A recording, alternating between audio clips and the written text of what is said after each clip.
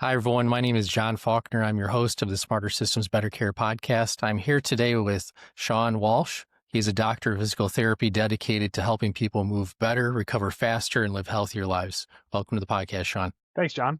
Looking forward to talking with you. Absolutely. I am as well. And just to give our listeners context, what's the core focus of your business today and how do you serve your clients? Sure. Yeah. So I do a couple of things. My main business right now is I'm working for a company, Anchor Spine and Joint. Anchor Spine and Joint is primarily a pain management clinic. We are MD and PT, which has been really nice because I guess by model, we're a physician-owned practice. And so we have pretty seamless communication between the doctors and through the physical therapists. Other clinics I've worked for in the past, that's been a bit of a challenge to be able to communicate and talk with the doctors. And so the people who usually suffer with that are the patients, right? Like if we're trying to communicate the status of a patient, whether it's good or bad, we want to make sure that we're communicating efficiently and effectively. So that's what I do for the most part. We have 4 offices that I manage. And then outside of here, I also have my own business that it was my primary business for a while. Now it's more of like a side business, but it's more of like a wellness performance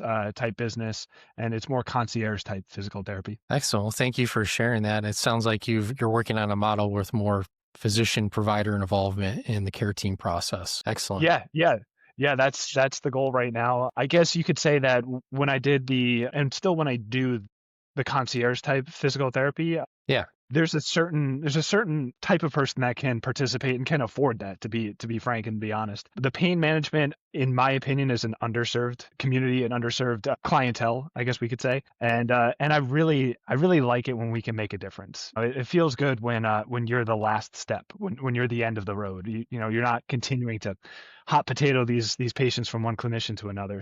I really like it when we can make a difference with these folks. Yeah, to really feel like you're making an impact in their lives as well. And when you look at your role, where do you spend the most energy kind of driving your growth right now? Yeah, and that's a good point because up until now, growth has been a big focus of ours. So we started the physical therapy clinic in February of last year with a couple locations and just with myself. And in that time frame, we've now grown to 7 employees, 4 locations that are open 5 days a week. So growth really has been, one of our main focuses here. A lot of my time and energy has been, first of all, building the practice out, getting enough patients into the door, but also establishing systems that as we grow, we're not hitting a lot of pain points, we're not bottlenecking in certain areas, and we're making sure that as we grow symmetrically and efficiently. Yeah, that makes sense. And at a pace that's digestible too, I'm sure, not growing too quickly, kind of like the right amount, whatever that may be for you. So that's right. We had a lot of patients because you think we started with a practice that had a lot of patients and no physical therapy. So finding a home for a lot of those patients in the beginning wasn't really too much of a challenge, but finding how to do that was a challenge. Yeah, how to coordinate that care, if you will, right? Yeah, That's absolutely. Right. And then taking a bigger lens, in your industry as a whole, in this PT space, what's one shift in your industry that most leaders are not paying enough attention to at this time? Good question. I think the payer system, I think people are paying attention to it, but I'm not sure if people know what to do about it. We primarily work with motor vehicle accidents here. It winds up being a good payer for several reasons, but I think, and I guess I'll take a step back, and that's maybe more from a clinician standpoint as opposed to a leader standpoint. A lot of clinicians in this field, in the physical therapy field, salary is a big conversation, and rightfully so. It's a doctorate degree now. That's the entry level.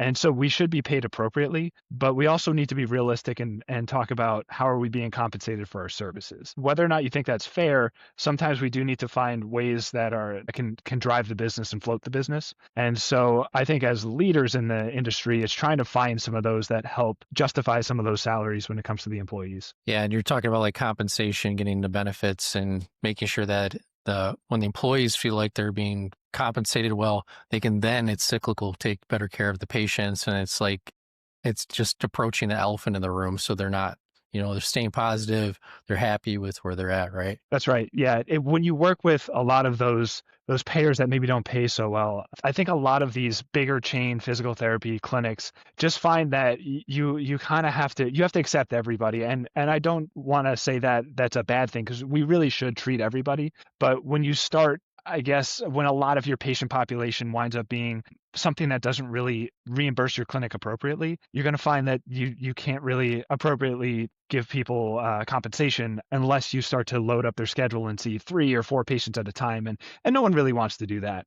But if you were to ask me, that's probably leadership's responsibility to find the patient population so that the clinicians don't have to do that.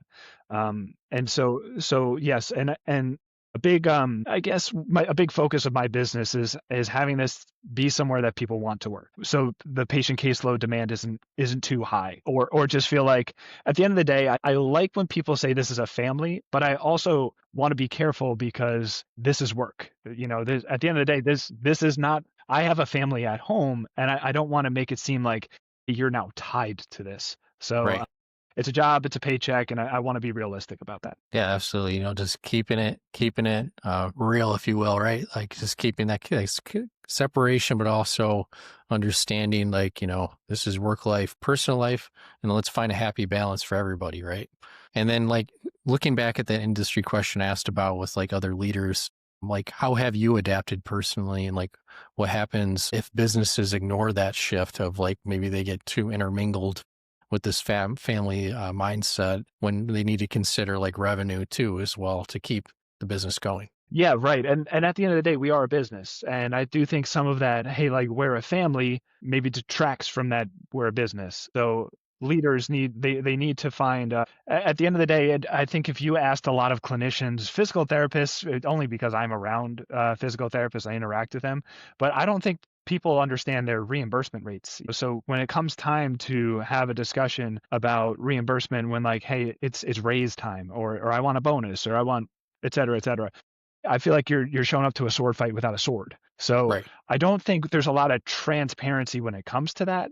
I'm curious if that's obfuscated for a reason, but I do think that having more transparency around that will just help us as a whole. Now, since I've been a physical therapist, I think there's been 7 rounds of Medicare cuts, and I've Yeah. only been a clinician for 8 years, but it just seems that we're constantly being undercut, and our reimbursement rates are going down. That's not only us, that's just healthcare as a whole. So if that's the case, you got to pivot. You can't, we can't be sad and kind of drag our feet and be like, well, this sucks, because it does suck, but you also have to be realistic. And what are we going to do about this? Right.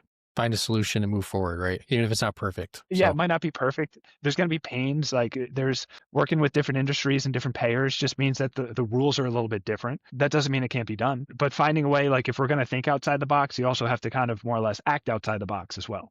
And there's a lot of ways of doing that, but being creative, doing stuff that maybe people are afraid to try. I can fall flat on my face, and that's okay. I can stand back up. yeah, So exactly. it's just about trying different things, and they're not all going to work, but you do have to try. Yeah, absolutely. And just put it your best foot forward and have the right mindset and attitude as you're doing it, right? That's a lot of it as That's well. right. Yeah. And then kind of looking at like your system and like an efficiency gaps, you kind of mentioned that before. When you look at like operations day to day, where do things feel like clunky or slower than you'd like? Curious to get your perspective from like the PT space, if it's different. Sure. Well, I will say that like PT, we're a department within a company as a whole. So we have a lot of advantages. When we're working on the MD side of things, we have a case management side. We have a lot of, we'll call them like behind the scenes employees, non-revenue generating employees. Part of the model of the being under physicians and medical doctors is, they see a lot of different types of patients. They also do bring in a lot of revenue for the company, which gives flexibility to the company. I hadn't really considered that too much until I was in it. So that we can have a lot of support personnel. That means that I don't have to wear 6 different hats a day, and I can help communicate with the appropriate channels. And we have channels so that I don't have to call insurance companies all day or do some of these things. And I can really focus on the clinician side of things and making sure everything's efficient, while also kind of bridging the gap between communication between the departments. I guess one of the things we are working on is just efficient communication. I want this to be a great place that a patient feels like they're heard when they tell us I'm having these types of symptoms, or I don't feel like I'm getting better, or I do feel like I'm getting better.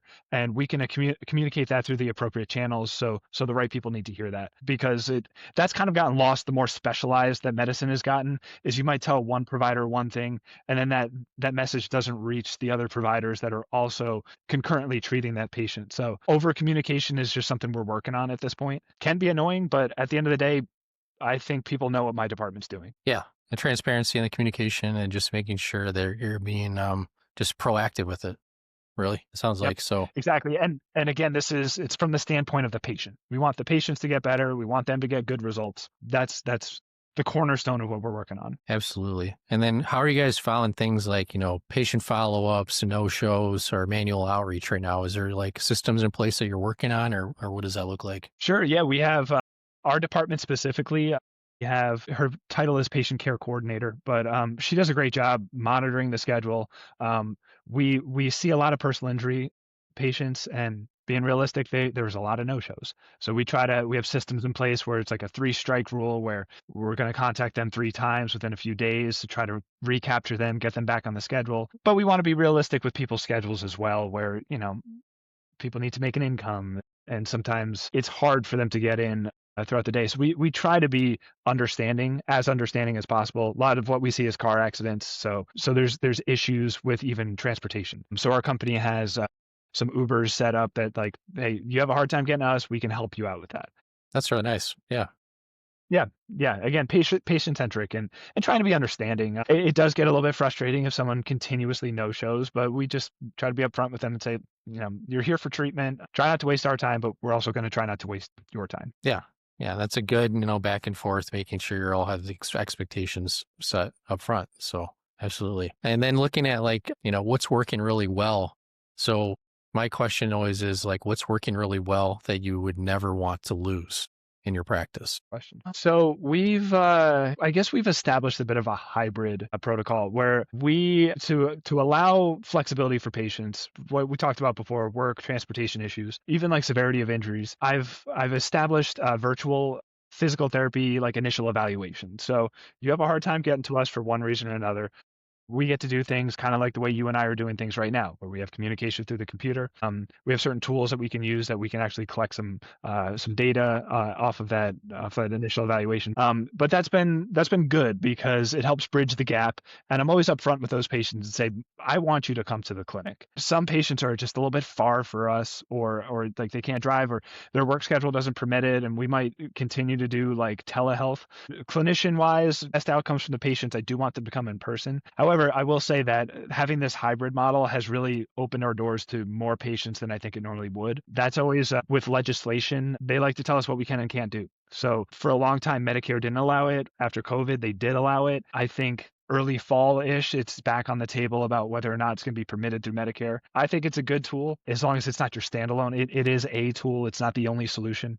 But having these like telehealth appointments, I hope they're not going to go anywhere, but I am realistic and just trying to keep an eye on that, because I think it's been very helpful for patients. Yeah, absolutely. Do you mind giving like specific details of how you make it? Because PT is always very hands-on, obviously. So what are some things that you do that are unique to the process to make them feel like you're more involved? Yeah, so there's several things. We've been back and forth on a couple tools that we've used where we're collecting range of motion, and that's been really good. So we're working on trying to find more solutions to that, because the product I was using doesn't work anymore. But I think we've got some stuff in the works there that I'm pretty excited about. So there's been that, and then it's just being like, I guess upfront with them, where I'll watch them move, whether or not it's being collected. I will watch them move, and I'll say like, hey, does that feel different one side versus the other? We've also been we've kind of got like a catalog, a database of exercises that we know everybody can do from their house. Like, hey, do you have a kitchen towel? Do you have a bath towel? Are you at work? Do you have an extra t-shirt hanging around? There's certain neck exercises that we can do just with like using objects, like objects, household items, and then just establishing a home exercise program that day, and like that, then right then and there, that day. These are the things I want you doing at home. We just did them. I know that you can do them here. I know that you can do them anywhere. You're going on vacation. you're probably going to have a towel in your bathroom, so you can do this stuff. And so have patients feel a little bit empowered, like they have the tools to succeed themselves. Because we'll do that in the clinic as well. But if we do it when they're at home in their own environment and they understand, oh, I can do this right here, then that's been helpful. So there's something about like you call it white coat syndrome. That's more blood pressure related, but people do get a little nervous or overwhelmed in a medical practice. There's a lot of stuff going on. If they're in the comfort of their own home, I think it removes some of those barriers. So again, I just think there's nothing but benefits to like the telehealth and the way that you can treat these patients. Yeah, and it sounds like you're being very innovative about it, and it sounds like most likely working with the payers and going through those headaches. But yeah, it sounds like you're definitely on the right path for sure with your patients. Yeah, there's like technology, AI is it's here, whether or not we're ready for it. So using some of those tools, I know plenty of clinicians that are using like these AI scribe tools. I don't think those are going away anytime soon. Personally, I don't use those right now, but I've trialed a couple and I think they're pretty cool. It's more of a preference thing where it loads things in areas I don't really like, but I'm sure it's going to get better. This is as bad as it's going to get. Yeah, this is like the tip of the iceberg. That's right. Yeah, which is awesome. There's some people that get a little nervous about that. They're like, well, we're not going to have our profession anymore. Maybe. I don't think so. I think, when I'm on the phone, if like my MacBook breaks or something like that, and I have to call Apple, like the first thing I do is start shouting representative. Like people want that. They want that human interaction. Yeah. I'm not on the phone like, wow, thank goodness this is a robot I'm talking to. Especially something when it comes like sensitive like healthcare. I don't think people are just willy-nilly going to talk to their computer about like, I have like erectile dysfunction. Like this is not a conversation for a computer. So there's a lot of sensitive topics that I think are just going to be they're still going to happen the same way they happen. It's actually just going to ease our burden of labor, which I think is going to be nice. Yeah, absolutely. And that's what I've been seeing as well happening in the past couple of years. It's really like another question I always ask too is, what's been harder than expected despite all the effort that you've put into it, whatever that thing is? I guess, and this is both a positive and a negative. I don't even know if you call it a negative. It's something you have to deal with is everybody has different personalities. So, you hire one employee and you just get your systems down pat. Like this is going great. You get your second employee and you just realize they have different communication styles. They have different treatment styles. They're just different. It's not like putting a square peg in a round hole. It's just maybe let's make a different hole to get to the same solutions. That's been a challenge. That's not saying that's a negative by any means, but and it's the same thing when we have different patients in our door where like, Mary Sue and Bob have low back pain, but they're different and what they do every day is different. So the way we treat them is different. It's just been approaching that from a management style it's been different, but it's been a fun challenge to figure out how each person can succeed. And that's been exciting. Yeah, it's like you said, it might be a slightly different path, but you're going to the same result is what you're looking for. So that's the most important part. Yeah, and just thinking, and if you think everyone's going to do the same thing or need the same support, it's just not going to happen. No, it's going to be different supports, different communication styles, different listening styles, all those things. So, and then kind of looking in the future, it's kind of like looking into a, future state of where you want to be 6 to 12 months. Where's that going to lead us to? Yeah. So we've been in a growth phase for a long time. And I think that our growth phase, we're kind of like hockey sticking ourselves out. Like hopefully our growth, and if we continue to grow, that's awesome. But establishing systems, some of those topics we talked about before, effective communication, making sure that, like anybody that walks through our door, while they're all going to be different, we're going to already have something set up and established so that it's seamless. For example, if we have our doctors have ordered, someone's got low back pain with radicular pain that's going down their leg, and we know the doctors have ordered an MRI. Then they come into our office. We say, what's going on? Hey, I got an MRI ordered, but I'm not really sure where I'm at. I haven't had that scheduled. I'm not really sure what I'm supposed to do about that. Okay, let's get on top of that now because we want to make sure we know what's going on in your body. Let's communicate that with the doctors or with our case management team to make sure that we're just moving that patient forward. Absolutely. As opposed to like, if I was working in a standalone PT office, didn't get your MRI, like that stinks. Maybe try to call the doctor and they're going to have the same luck that I did. So some of those systems, like from a patient standpoint, from a patient outcome standpoint, like how can we be efficient? and how can we help support the MD side of things and make sure we're not just kind of like two separate silos? Like how can we kind of work together here? Yeah, in parallel, right? So you're talking about as Hmm. well. Yeah. Yeah, And if you, in parallel. And I've had to be careful about this because we had some, I don't even want to say issues, but if we separate things too much, then hey, this is my responsibility, this is your responsibility. Well, what about that like gray area? What about like that little overlapping of the Venn diagram?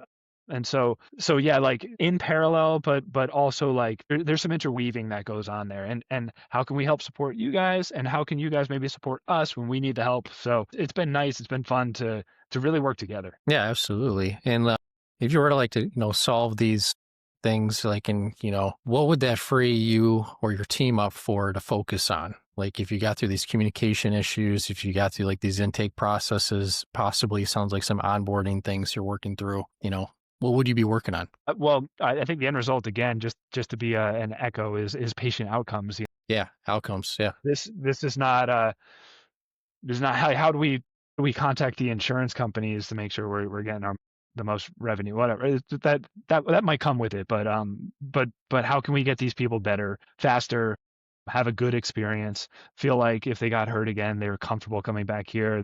They're comfortable sending their grandmother here. So those are the things that I'm looking for. We get some Google reviews. It's cool to see, but I think the thing that speaks the most volume is whether or not they come back or whether or yeah, not they send someone to us.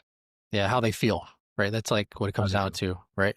Right. Yeah. Absolutely. Hopefully they don't come back. I'm not advocating for anybody to get hurt again, but Exactly. if they do, I usually when I discharge patients, I'm like, hey, it was great to see you. I hope to see you again, but I hope it's in the grocery store, not here. Exactly. Well, thank you for your time today, and I really appreciate sharing your insights and walking us through how it works in the PT world and the things that you're focused on. So I appreciate your time. And where can people find you to connect with you? Yeah, I guess I'm most active on LinkedIn. So that would just be my first and last name, Sean Walsh. It's actually Sean Walsh PT. I make it easy. Yeah, I try not to doom scroll too much on like the Instagrams and the Yeah, and the other Twitters and platforms. whatnot. It's yeah, it just you just feel yucky on the inside after doing that for too long. So yeah, I guess I'm right now most active on LinkedIn. Excellent. Well, thank you for your time, and great to have you on the show. Yeah, no problem. It was nice to chat with you a little bit. So thanks, John. I appreciate your time. Absolutely.